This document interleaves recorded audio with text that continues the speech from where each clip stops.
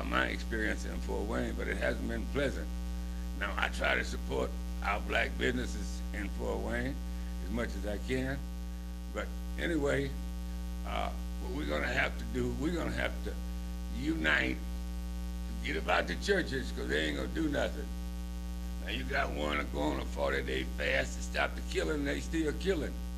And they having meetings, they're having prayer vigils. That's naive as far as I'm concerned, because it ain't show me something that's come out of this. Anything tangible come out of all the praying we've been doing about the killing, they still killing. You know, it's the same thing too. We got to do something to get our mindsets right. I mean, as you go to these city council meetings, you're not seeing blacks down there. You know, these things got to change. You know, I mean, what is there anything that we can do right now? Because again, we've been free for 150 years. And yes, reverends have been in charge, or have been our main leaders, and I'm not holding them accountable for no progress in 150 years. Do we blame ourselves? You can blame white supremacy to an extent, but what has been the problem? Why haven't we progressed more, and why are we stuck on zero right now? We've been seduced by churches and TV. That's my answer. Now, if I have a captive audience on Sunday, they're going to listen to me. I can tell that captive audience, because let's go downtown and attend some meetings. Let's let our voice be heard down there. Now, when there's an issue in a white neighborhood, you can hardly find a seat down there at City Council on Tuesday night. Only time we go down there is when something hit our doorsteps. Then we go down there and we want to pray. Who you praying to? Because ain't nobody listening to you. Things are still happening out here. Now, we've had enough of that. That's propaganda as far as I'm concerned. What I'm saying, Eric, the ministers should be held accountable. Now, I know they get a few crumbs that fall under the table from wherever it comes from, but listen, that's no excuse. There's no excuse to sell your people out. We've had enough of that. Now, we don't come too far to let a few jacklegs dictate and demonize us as people. Now, I'm holding them accountable. Now, we had a forum back here last summer over at Southside High School. The flyer said community issues. It was 12 ministers on the stage. They started down the line. They gave a resume of themselves, and they went back to church. One of our great senior citizens was sitting next to me. She said, "Jim, look like you're going to have to get up and say something."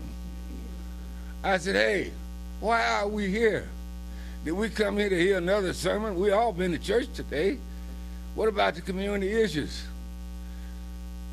It was only 3 people that gave me a legitimate answer up there. The rest of them saying, "I'm prophet so-and-so, I'm Reverend Dr. so-and-so." I don't want to hear that.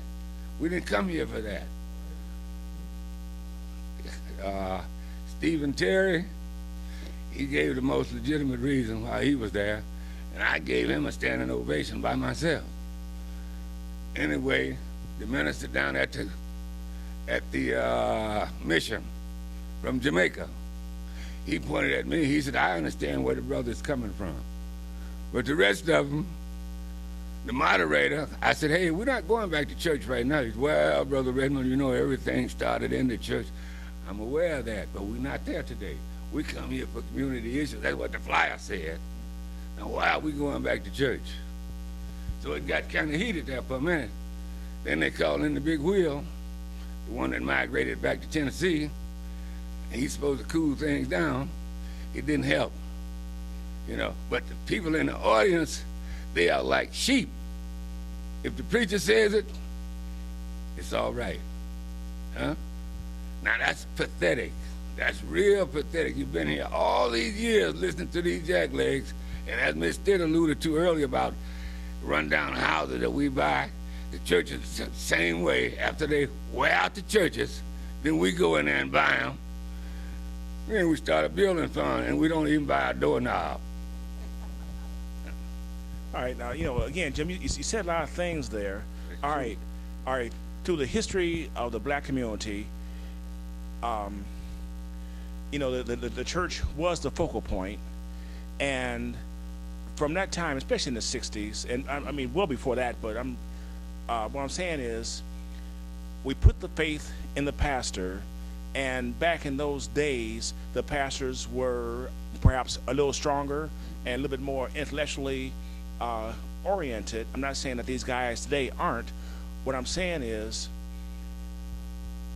are they really capable of leading us through a socio-economic, political environment, you know, and because our mindsets, the slave mentality, that's what you've been talking about for a lot, is still with us, and it's getting worse.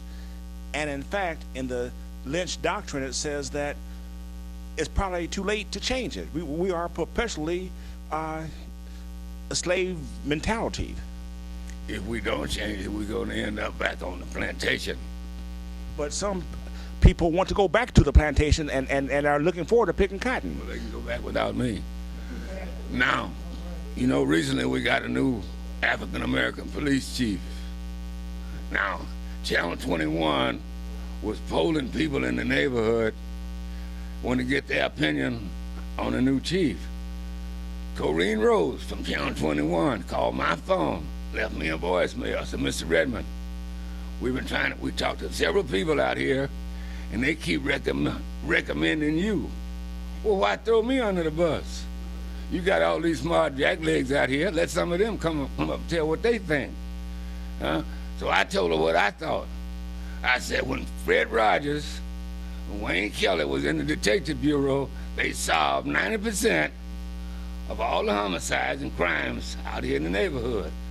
I said, a chief should live in the neighborhood where the people are. Then he can really understand what's going on. I said, these guys lived in the neighborhood, but I guess they were too progressive, so they got rid of them. So ever since then, we've had some homicides with nobody solving them. But Fred and Wayne Kelly solved 90% of them. She said, well, I can assure you it won't be Fred Rogers. So I knew that. I knew that because they don't like Fred. Hearing something about some type of a pulpit, I'm going to misquote that. What were you talking about?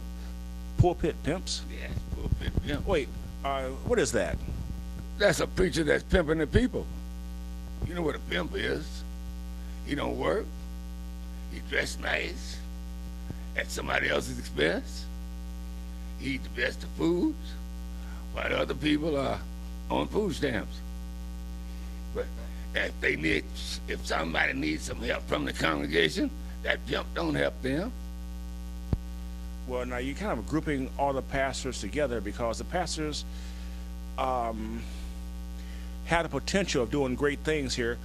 Why do you feel that they haven't come together to reach their potential and grab a hold of this town and really do things? Because most of the blacks do belong to a church. Well, it's kind of like the old syndrome, crabs in a barrel. They try to outdo each other. One build a church, another one gonna build one bigger.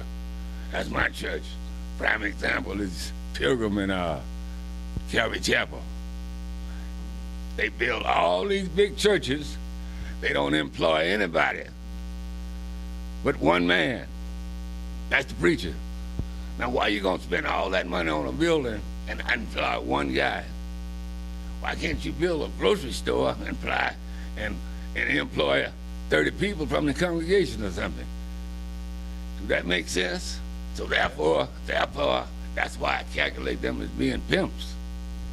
You know, tell me this last thing here. Why is it that when you speak like that, when you speak from the heart and what you feel is the truth, like most people don't do, but when you do that, why are you perceived to be radical, or why does that upset people? Why do they have a mindset to where they can't stand to hear what's coming from your heart?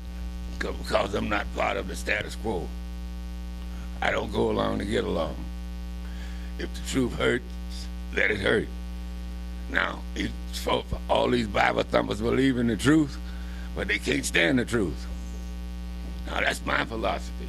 That's why I talk the way I talk. Now, if anybody disagree with me, they have that privilege, that right. Now, I have the same right to disagree with them. But if I see nothing, I call it nothing.